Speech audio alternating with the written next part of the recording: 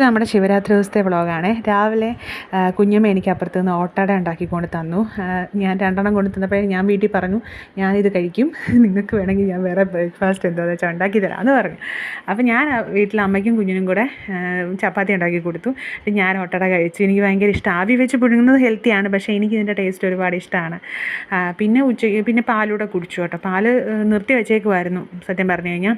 ഇപ്പം വീണ്ടും ഒരു ക്ഷീണം ഇല്ലാതിരിക്കട്ടെ എന്ന് പറഞ്ഞ് കഴിക്കുക. കഫക്കെട്ട് വന്നപ്പോൾ നിർത്തിയതായിരുന്നു.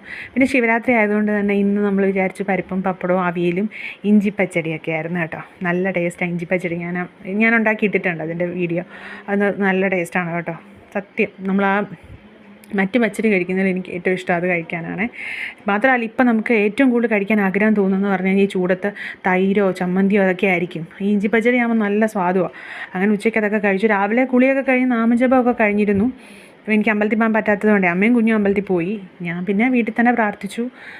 പിന്നെന്താണെന്ന് വെച്ച് കഴിഞ്ഞാൽ വലിയൊരു പ്ലാനായിരുന്നു. അടപ്രഥമൻ പാലടയുടെ ഒരു പാക്കറ്റ് അമ്മ മേടിച്ചുകൊണ്ട് വന്നു. ഞാനത് നെയ്യൊക്കെ ഒഴിച്ച് കുക്കറിലിട്ട് വറുത്ത് ഇച്ചിരി ഏലക്കാപ്പൊടിയൊക്കെ ഇട്ടിട്ട് ഏലക്ക ചതച്ചിട്ടിട്ട് ഇതിനൊരു കുക്കറിനൊരു ഹാഫ്, അതായത് ഒരു പകുതി ഭാഗം ഞാൻ വെള്ളം വെച്ചേ. എന്നിട്ട് തിള വന്നിട്ടേ നമ്മളിത് അടയ്ക്കാമെന്ന് പറഞ്ഞിട്ടുണ്ടായിരുന്നുള്ളൂ. ഞാൻ തിള വന്നിട്ട് അടച്ചിട്ട് അവർ പറഞ്ഞിരുന്നത് ലോ ഫ്ലെയിമിൽ വെച്ചാൽ മതി 10 മിനിറ്റ് എന്നാണ്. ഞാനെന്തോ ചെയ്തു, ഇതെങ്ങാനും വെന്തില്ലല്ലോ എന്ന് ഓർത്ത് എൻ്റെ കൂർമ്മ ബുദ്ധി കാരണം ഞാനത് 2 വിസിൽ കേൾക്കുന്നവരെ വെച്ചിരുന്നു. പിന്നെ തുറന്ന് നോക്കിയപ്പോഴത്തേക്കും നല്ല കുഴഞ്ഞിരുന്നു. അതോടുകൂടി എൻ്റെ കോൺഫിഡൻസ് പോയി. പിന്നെ വീഡിയോ എടുക്കുന്ന അവിടെ വെച്ച് ഞാനങ്ങ് നിർത്തി. പിന്നെ മാത്രമല്ല അടുക്കളയിൽ നല്ല ചൂടുമാണ്, വേർത്തൊലിച്ച് നിൽക്കുക. നമുക്ക് ശരീരത്തിന് ഓൾറെഡി ടെമ്പറേച്ചർ കൂടുതലാണ്.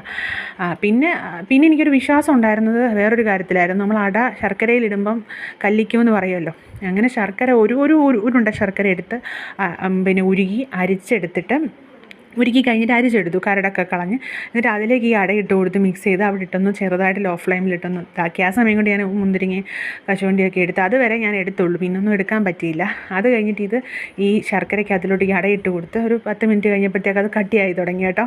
പിന്നെ കുഴഞ്ഞിരുന്ന സാധനം എല്ലാം സെപ്പറേറ്റ് ആയി. അത് കഴിഞ്ഞിട്ട് അതിൽ പിന്നെ ഇച്ചിരി ജീരകപ്പൊടിയും ഏലക്കാപ്പൊടിയും പിന്നെ നമ്മുടെ ചുക്കുപൊടിയൊക്കെ ചേർത്തു.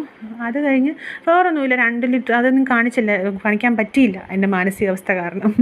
പിന്നെ 2 കവറ് പാൽ, അതായത് 1 ലിറ്റർ പാലെടുത്ത് തിളപ്പിച്ച് അതുകൂടെ ഒഴിച്ചു കൊടുത്ത് ഇളക്കി കൊടുത്ത് പിന്നെ ലാസ്റ്റ് മേമ്പൊടിക്കായിട്ട് വീണ്ടും ഇതുപോലെ ഇച്ചിരി ചുക്കുപൊടിയൊക്കെ ചേർത്തു. ഇതെല്ലാം കൂടി ഇട്ട് കൊടുത്തു. ശരിക്കും പാലട പ്രഥമൻ എന്ന് പറയാം. പാലട കൊണ്ടുണ്ടാക്കിയൊരു പ്രഥമൻ. നല്ല രുചിയായിരുന്നു കേട്ടോ. നിങ്ങൾക്കത് എടുത്ത് നോക്കുമ്പോൾ തന്നെ കാണാമല്ലോ. ആ പാലട ഇച്ചിരി വെന്തു എന്നുള്ളതല്ലാതെ നല്ല ടേസ്റ്റായിരുന്നു കേട്ടോ. അപ്പം എല്ലാവരുടെയും എന്തൊക്കെയുണ്ട് വിശേഷങ്ങൾ? എല്ലാവരും സുഖമായിട്ടിരിക്കുന്നോ? അപ്പം എല്ലാവരും സബ്സ്ക്രൈബ് ചെയ്യണം, ലൈക്ക് ചെയ്യണം, കമൻറ്റ് ചെയ്യണം.